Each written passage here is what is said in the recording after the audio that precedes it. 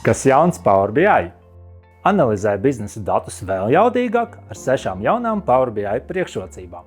Mani sauc Jevgenijs Kaktiņš, es esmu Power BI eksperts un ikdienā Elvas klientiem palīdzu uzlabot datu analītiku. Tūlīt pastāstīšu par šādiem Power BI jaunumiem. Microsoft Fabric priekšrocības Power BI vidē, izstrādes cikla automatizēšana, kalkulāciju grupas Power BI desktop versijā, vizuālo elementu formatēšana, jauna filtru vizualizācija, kā arī DAX vaicājumu skats Power BI desktop vidē. Pirms turpinu, aicinu tevi sekot Elvas YouTube kanālam, lai nepalaistu garām informatīvas un interesantas video par tehnoloģiju jaunumiem, iepazītu Elvas klientu pieredzes stāsts un webināru ierakstus. Ķeramies klāt jaunumiem. Droši vien esi pamanījis, kad slēdzies klāt Power BI servisam, ka parādies tāds produkts kā Microsoft Fabric. Un šī arī ir lieliska iespēja visiem Power BI klientiem izmēģināt šo jauno Microsoft produktu. Tas apvieno visas biznesa analītikas risinājumus no vienkāršas datu pārsūtīšanas līdz datu zinātnei, piedāvājot dažādus servisus datu apstrādei, uzglabāšanai, datu inženierijai un reālaika analītikai. Pagājušais es rādīju, ka tagad ir iespējams rediģēt Power BI desktopā rādītu modeli mākonī. Šoreiz Power BI iet soli tālāk un ļauj visu izstrādi veikt Power BI.com, izmantojot Fabrika iespējas. Vienkārši runājot, mēs piekļūstam vienotam datu ezeram, kurā ir apkopoti visi uzņēmuma dati, un uzreiz varam veidot modeli, izmantojot Fabrikas kapacitātes licenci atbilstoši uzņēmuma vajadzībām, ar iespēju strādāt ar milzīgu datu apjomu. Kā piemēru, izmantošu mūsu mācību ierastos Microsoft demo datus, kuras tabulas pārnesu Fabrika izveidotajā datu noliktavā. Power BI datu kopa tiek veidota, izmantojot šīs noliktavas datus tepat mākonī, un atskaiti var veidot, nemaz nevarot vaļā Power BI desktop aplikāciju. Otrais jaunums ir izstrādes cikla automatizēšana, kas varētu būt interesants tiem uzņēmumiem, kurā ir vairāki izstrādātāji, kas strādā pie vienas atskaites. Tā ir Power BI Premium funkcionalitāte un ļauj saplānot izstrādes procesu un atskaišu publicēšanas kārtību.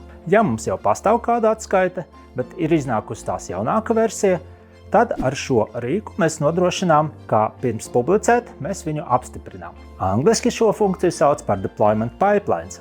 Tā ļauj automatizēt izstrādes, testēšanas un atskaites produkcijas versijas publicēšanu, sakārtot izstrādes ciklu, kā arī iespējas integrēt ar API un DevOps un Git lietotnēm. Katrā stadijā atskaišu versijām jābūt publicētām savā darbvietā.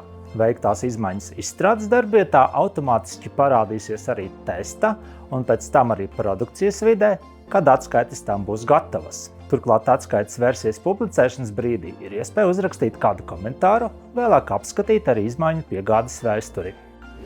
Trešais jaunums ir kalkulāciju grupu parādīšanās Power BI desktop vidē. Šī ir pilnīgi jauna funkcionalitāte Power BI desktop versijā, kas iepriekš bija pieejama tikai alternatīvos datu modelēšanas rīkos. Pagaidām tā ir demo stadijā, tāpēc šī sistēmas priekšrocība ir speciāli jāaktivizē, lai varētu veikt šīs funkcijas testu. Aktivizējot to datu modeļa skatā, būs iespējams pārslēgties no tabulu uz semantiskā modeļa skatu, un šī ir iespēja redzēt arī tabulu saturu, pārskatīt esošo modeļa relācijas, veidot jaunas, kā arī izveidot kalkulāciju grupas. Šajā demo modelī ir pieejami vairāki aprēķini dažādiem mērķiem. Piemēram, pārdošanas daudzumiem, izmaksām, bruto peļņām, bet tagad to visu var paveikt vienkāršāk ar abstraktu aprēķinu izmantošanu. Mēs varētu izveidot aprēķinus iepriekšējiem gadam ar formulu same period last year, aprēķinu salīdzinājumu ar iepriekšējo gadu vai arī kumulatīvo aprēķinu, kas balstās uz atskaites izvēlēto rādītāju. Atskaites vizualizācijā var izmantot visus šos kalkulācijas grupas elementus vai izvēlēties tikai dažus no tiem. Nākamais jaunums ir vizuālo elementu formatēšana. Šī formatēšanas funkcionalitāte jau labu laiku ir pieejama Power BI, un tā nemitīgi tiek pilnveidota. Bet pagaidām, lai to izmantotu, tā ir jāaktivizē Power BI iestatījumos pie demo funkcijām.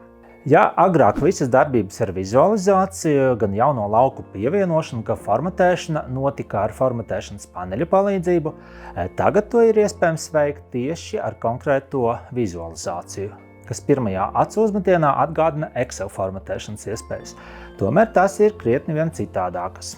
Darbojoties ar virsrakstiem, izvēloties vizualizācijas veidu vai ievankot laukus vizualizācijā, var izmantot tikai pašu vizualizāciju.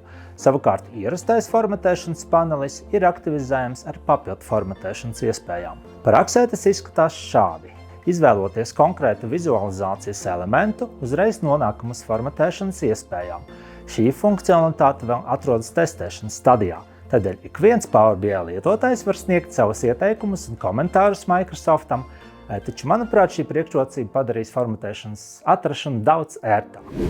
Power BI parādījusies arī jauna filtru vizualizācija. Power BI piedāvā jaunu filtru vizualizāciju, ko atradīs kā jaunu vizualizācijas veidu formatēšanas panelī ar plašākām filtru pogas formatēšanas iespējām. Tagad ir pieejamas plašākas formas, izkārtojuma un krāsu izvēle pēc lietotāja darbības, bet ir iespējams arī pogu filtru vērtībām izmantot bildes, kas varētu būt noderīgi uzņēmuma zīmola, preču grupu, atbildīgo darbinieku attēlošanai vai arī valstu karogiem, kā šajā piemērā. Un visbeidzot, 6. jaunums ir DAX vaicājuma skats Power BI desktop vidē. Tagad Power BI var iegūt konkrētas vizualizācijas īstenoto vaicājumu ar DAX vaicājumu skatu. Performances analītikas rīkā varam palaist vizualizācijas pārreikinu, kura kodu iegūsim nospiežot uz DAX vaicājumu pogas. Ja nepieciešams uzlabot kādu aprēķinu performanci, šis varētu būt lielisks veids, kā nedaudz patestēt DAX aprēķinus. Paldies, ka noskaties šo video! Seko Elva YouTube kanālam, lai iegūtu jaunāko informāciju par tehnoloģijām biznesa attīstībai. Tevi interesē šis risinājums vai vēlies uzzināt vairāk?